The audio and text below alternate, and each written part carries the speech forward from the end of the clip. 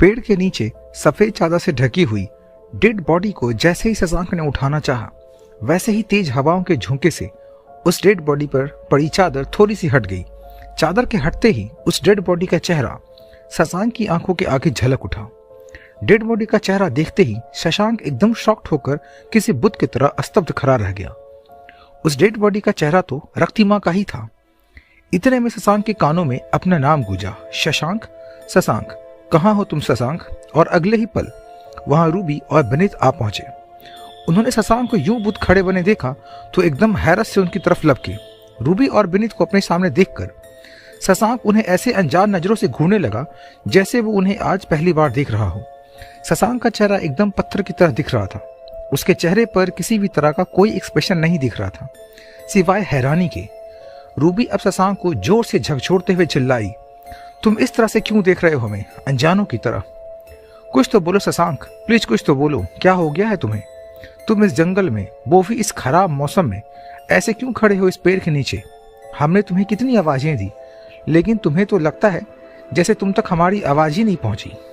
लेकिन जब शशांक पहले की तरह ही स्टैचू बना रहा तो विनीत ने शशांक के गाल पर एक करारा तमाचा जड़ दिया। फिर चीखते हुए उससे बोला, शशांक होश में आओ, क्या लगा रखा है ये सब तुमने? क्या कौसानी आकर तुम्हें लुका छिपी का खेल चढ़ गया है, जो होटल से बिना किसी को बताए तुम यहाँ इस जंगल में आकर छुप गए? कुछ अंदाजा भी है तुम्हें कितने परेशान होकर हम सब तुम्हें हर तरफ ढूंढ रहे हैं, और तुम हो कि तुम यहाँ जंगल में किसी बुत की तरह खड़े हो? क्या एक बार मेरे कॉल का रिप्लाई नहीं कर सकते थे? विनीत के हाथ का करारा तमाचा पड़ते ही शशांक जैसे बुरी तरह से चौंक उठा। वह गर्दन झटकते हुए पहले तो अपने सामने खड़े विनीत और फिर रूबी को देखने लगा। फिर इधर उधर देखते हुए हैरानी से चिल्लाया, रक्तिमा, रक्तिमा कहाँ गई? कहाँ चली गई रक्तिमा? रूबी आंखें फाड़े हुए खड़े खड़े शशांक को देख रही थी, लेकिन शशांक को तो जैसे ध्यान ही नहीं था विनीत और रूबी पर। वो तो बस पागलों की तरह सिर्फ रक्तिमा को ही ढूंढ रहा था। विनीत ने अब शशांक का हाथ पकड़ते हुए जोर से पूछा, ये तू क्या बड़बड़ा रहा है? किसे खोज रहा है शशांक? यहाँ कोई नहीं है तेरे और हमारे सिवा।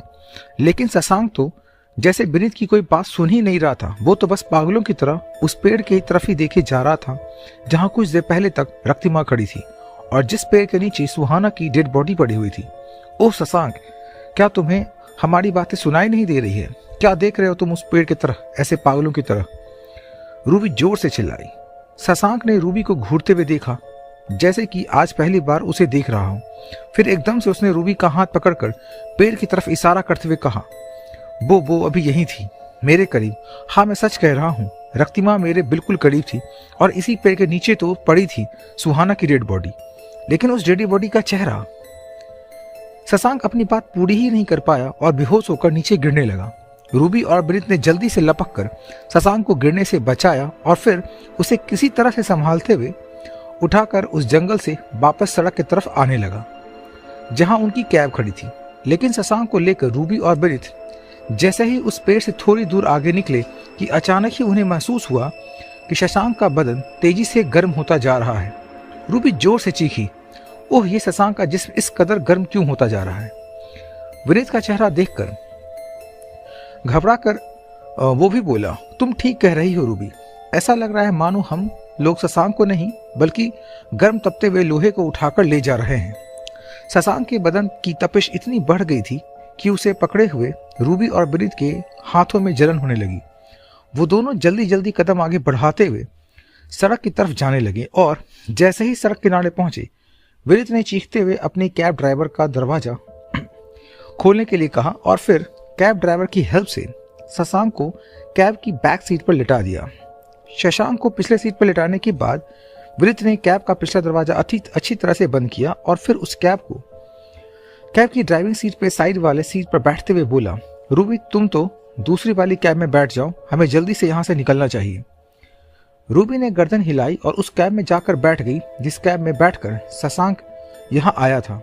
रूबी की कैब में बैठते ही उस कैब के ड्राइवर ने कैब स्टार्ट की और गाड़ी टर्न करते हुए बोला, शशांक साहब को क्या हो गया मैडम जी? जब मैं उन्हें जंगल में छोड़कर गया था तब तो वो बिल्कुल ठीक ठाक थे। रूबी परेशान लहजे में बोली, पता नहीं क्या हो गया शशांक को, लगता है उसके दिलो दिमाग पे बहुत गहरा धक्का लगा है। तुम जल्दी से होटल वापस चलो। वहां पहुंचकर सबसे पहले किसी अच्छे डॉक्टर की तलाश करनी होगी। शशांक की जल्दी से जल्दी किसी डॉक्टर को दिखाना होगा हमें, नहीं तो हो सकता है कि उसकी तबीयत और ज़्यादा बिगड़ जाए। कैब ड्राइवर ने गाड़ी स्टार्ट की और तेजी से गाड़ी चलाते हुए बोला, हे भगवान, क्या हो गया अचानक शशांक साहब की तबीयत को? मैं तो पहले ही उनसे कह रहा था कि जंगल में उनका अकेले रुकना ठीक नहीं है, लेकिन उन्होंने तो मेरी बात मानी ही नहीं और मुझे जबरन वापस भेज दिया।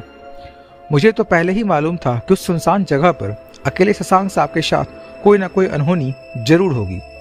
ड्राइवर की बात से परेशान होकर रूबी ने अपना मोबाइल निकाला और विनीत को कॉल लगाने लगी।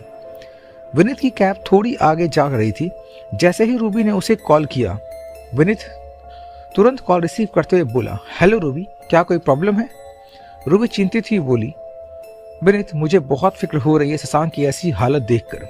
ये सुनते ही विनीत गंभीरता से बोला, तुम फिक्र मत करो रूबी, सब ठीक हो जाएगा।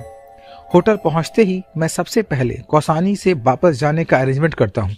अब मैं किसी भी हालत में शशांक की कोई बात नहीं मानने वाला। हम सब जल्दी से जल्दी कौसानी छोड़कर निकल जाएंगे यहाँ से। मैं तो आज सुबह से देख रहा हूँ, यहाँ आते ही शशांक के दिलो दिमाग की हालत बहुत ही अजीब होते जा रही है। रूबी कुछ पल सोचने की बात बोली, वो सब बाद में सोचना विनीत, मैंने अभी इसलिए कॉल किया है क्योंकि मैं ये चाह रही थी कि हम होटल पहुंचने से पहले ही शशांक को किसी अच्छे डॉक्टर के पास ले चलें। विनीत इनकार करते हुए बोला, लेकिन हमें कैसे मालूम होगा कि यहाँ अच्छा डॉक्टर कौन है? ये तो होटल का मैनेजर ही बता सकता है। फिक्र मत करो, मैं सब संभाल लूंगा। शशांक जल्दी ही ठीक हो जाएगा। हम कुछ ही देर में होटल पहुंच जाएंगे, ओके? विनीत ने रूबी को समझा बुझाकर फोन रख तो दिया था और फिर कैब की बैक सीट पर बेसुध पड़े शशांक के गले से एकदम दर्दनाक चीख निकली। चीख इतनी दर्दनाक थी कि कैब ड्राइवर और विनीत के हाथ पैर कांपने लगे। ड्राइवर ने फौरन गाड़ी का ब्रेक दबाया और गाड़ी को एक तरफ रोकते हुए वो विनीत से बोला, ये अचानक शशांक साहब इतनी जोर से क्यों चीखे, और वो भी ऐसी दर्दनाक चीख? मुझे तो लगता है कि शशांक साहब को जरूर बहुत दर्द हो रहा है, इसलिए वो ऐसे चीख रहे हैं। विनीत भी एकदम से हड़बड़ा सा गया था और कुछ सोच कर वो अपनी सीट पर बैठे हुए ही पीछे की तरफ पलटते हुए जोर से बोला, शशांक, तुम सुन रहे हो मेरी बात? तुम्हें तकलीफ हो रही है क्या बहुत? किसी डॉक्टर के यहाँ चलोगे तुम? विनीत के पीछे पलटते ही शशांक के बदन में सुगबुगाहट सी हुई और फिर उसने एकदम से अपनी पलकें खोल दी और एकटक विनीत को देखने लगा। शशांक की पलकें खुलते ही विनीत घबरा कर जोर से चिल्लाने लगा। शशांक की दोनों आंखों की जगह जैसे दो खड्डे से नजर आ रहे थे और उसके होंठों पर भी बहुत ही वसीहाना मुस्कान थी। अगले ही पर शशांक फिर से बेहोश होकर सीट पर लुढ़क गया। इधर विनीत वाली कैब को रुके देखकर उसके पीछे पीछे आ रही रूबी की कैब के ड्राइवर ने भी अपनी कैब फौरन वहां पर रोक दी। रूबी ने अपनी कैब का विंडो ग्लास नीचे किया और खिड़की से बाहर झांकते हुए बोली, विनीत, तुमने कैब यहाँ पर क्यों रुकवाई है? पेट्रोल वगैरह तो है ना सब कैब में? विनीत घबराई आवाज में किसी तरह से बोला, पेट्रोल वगैरह सब है रूबी, लेकिन शशांक को देखो ना क्या हो गया है। वो कितना अजीब तरह से बिहेव कर रहा है। अभी कुछ देर पहले ही वो बड़ी दर्दनाक चीखें निकाल रहा था, मानो उसे हद से ज्यादा दर्द हो रहा हो। रूबी जल्दी से अपने कैब से उतरी और लपकते हुई शशांक की तरफ जा पहुंची। रूबी ने शशांक का हाथ पकड़ा और उसे पुकारते बोली, शशांक, क्या हुआ तुम्हें? क्या बहुत दर्द हो रहा है? कहाँ लगी है चोट तुम्हें? कुछ तो बोलो शशांक। अचानक ही शशांक ने दोबारा अपनी आंखें खोल दी और एक ही झटके में अपने दोनों हाथों से रूबी का गर्दन दबोच लिया। रूबी छटपटाते हुए बोली, छोड़ो मुझे। लेकिन शशांक की पकड़ तो रूबी की गर्दन पर कसती जा रही थी। अब वो भयंकर और दिल दहला देने वाला ठहाके लगाने लगा, जिसे सुनकर रूबी और विनीत ही नहीं बल्कि दोनों कैब के ड्राइवर भी बुरी तरह से घबरा उठे। विनीत को कुछ सूझा नहीं, तो उसने कैब की पिछली सीट के नीचे पड़ा हुआ एक टूटा हैंडल उठाया और शशांक के सिर पर दे मारा। अगले ही पल शशांक ने रूबी का गला छोड़ दिया और अपना सिर पकड़कर बेहोश हो गया। ओ गॉड, क्या हो गया है शशांक को? क्यों कर रहा है वो ऐसी हरकतें?